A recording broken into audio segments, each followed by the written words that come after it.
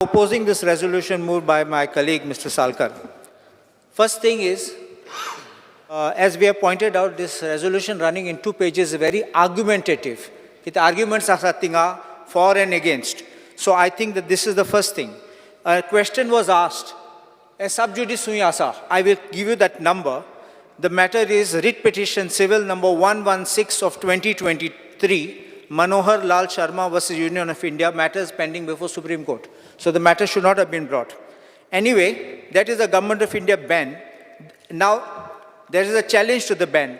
Kone petition gaile to the Supreme Court. Sangpak, you have to issue an order banning this documentary being shown here in India. Supreme Court dismissed the petition.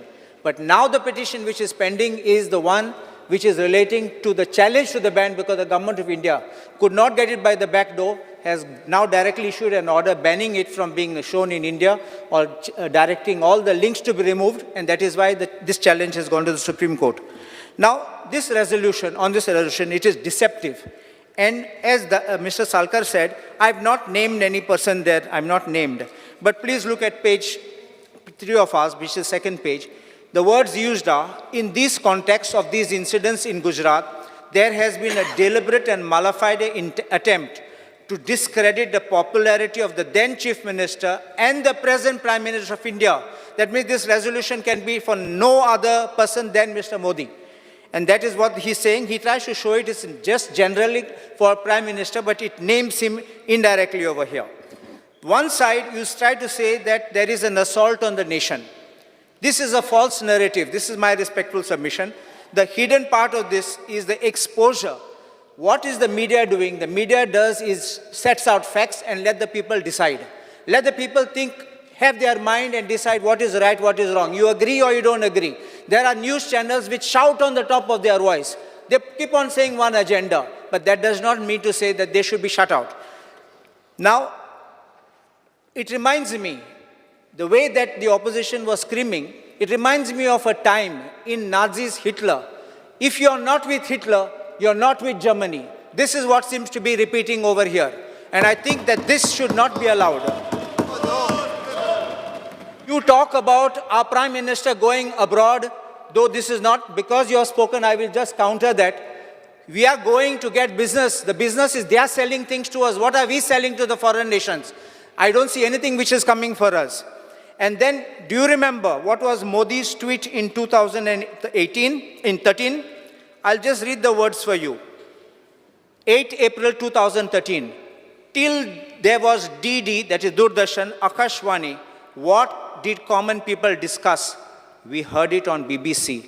There was no faith in DD Akashwani. This is what he said then when he was in opposition. And today when he's under attack, the same BBC he is attacking.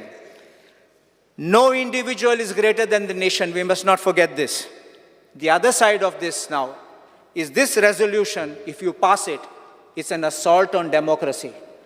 Because democracy includes the press. And the freedom of the press is being suppressed if we are allowing such kind of things to come out. Why do you get scared? Is it in your culture that you don't want dissent?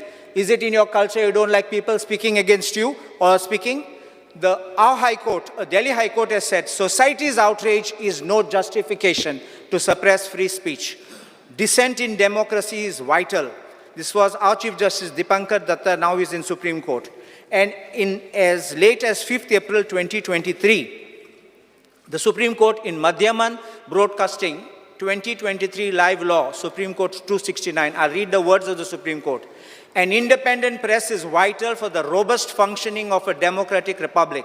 Its role in democratic society is crucial, for it shines a light on the functioning of the state. The press has a duty to speak the truth and present citizens with hard facts, enabling them to make choices that prepare democracy in the right direction. The restriction on the freedom of the press compels citizens to think along the same tangent.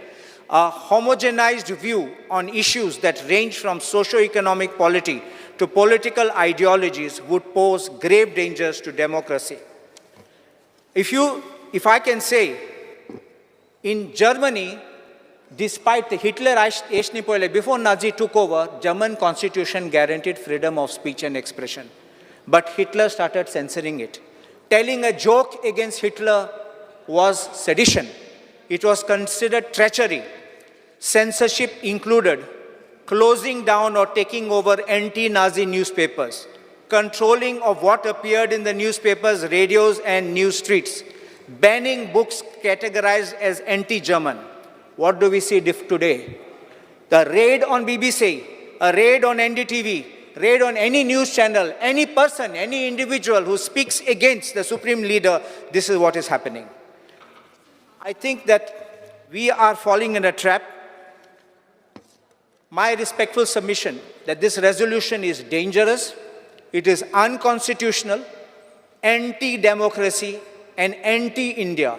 I oppose this resolution. I urge my colleagues, all the colleagues, to think on long-term effect and oppose it. It is not a government resolution, but a private member's resolution. Use your conscience, exercise your right. Don't let your voters down. Oppose it. I oppose it. Yes, Sri Venju, I guess.